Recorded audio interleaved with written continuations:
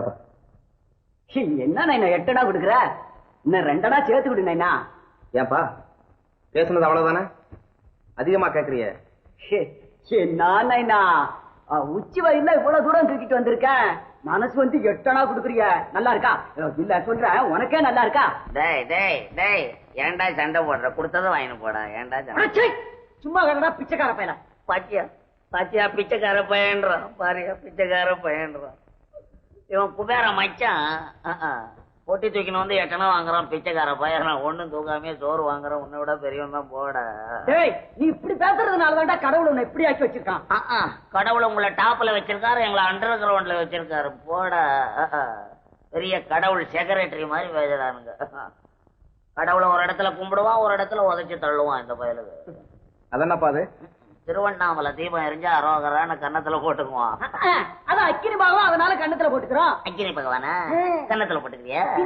வீடு எரிஞ்சா மட்டும் ஐயோ அப்பான்னு வாயிலையும் வயிற்றுல ஏன்டா அடிச்சுக்கிற? அதுவும் அக்கினி பகவான் தான் அடி பல்ட்டி. அவன்லடா பக்தன்.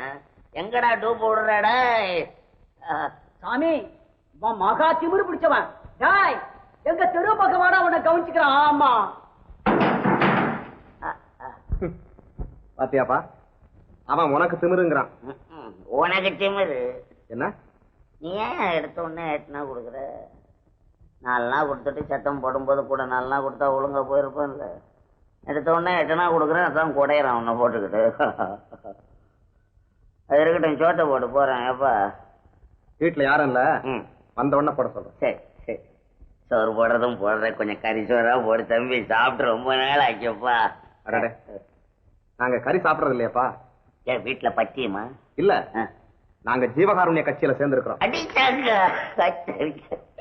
திங்கிறதுக்கு கூட கட்சி வச்சுக்கிட்டீங்கடா. எவ்வா எவ்வா, ஜீவகாருண்ய கட்சின்னா என்ன தம்பி அர்த்தம்? அதாவது உயிர்களை கொலை செய்யக்கூடாது.